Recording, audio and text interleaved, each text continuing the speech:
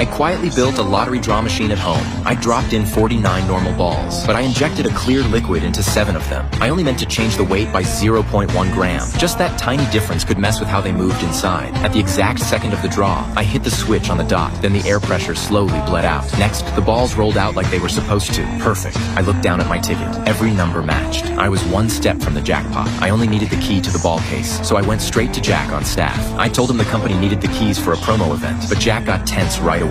He said the keys couldn't be handed over unless the boss or a government inspector was there. After that, he shut it down and refused. I went home, and I smashed the machine into pieces. The next day, I went to a magic show. The magician threw a ping pong ball into the audience, and it dropped into my hand. It was 11 at first, but I looked down again, and somehow it became 13.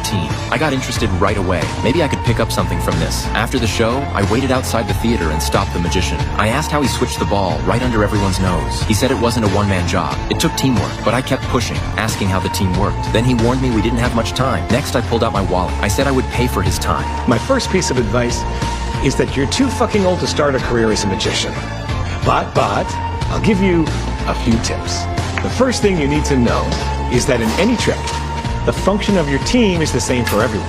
Distract the entire audience while you do the trick. Okay, I want to ask you something. Last night while you were watching the ping pong ball trick, were you looking at the fish tank? Or was it maybe at my beautiful assistant in her little blue costume? Ah, that's where it starts, with a distraction. That's why you need someone who's hard to look away from. You're also going to need an assistant.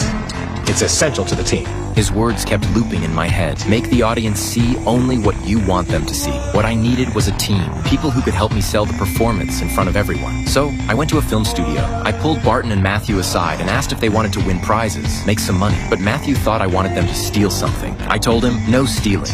In 10 years, when you're still creating infomercials to pay for the business you likely still co-own with your brother, you'll ask yourself why you let go of the best opportunity of your life. Barton and Matthew looked at each other, then they nodded. Just like that, they became my first team members. However, I was still missing the most important piece. The one person who could stand center stage and lock every eye in the room. The host. Her name was Anna, a single mom, drowning in a custody fight. I found her outside the school. She said she had to rush to an event, so I offered her a ride home. Then we reached her place, and at her door, I finally said my plan out loud. Do you want to earn 5 million pesos?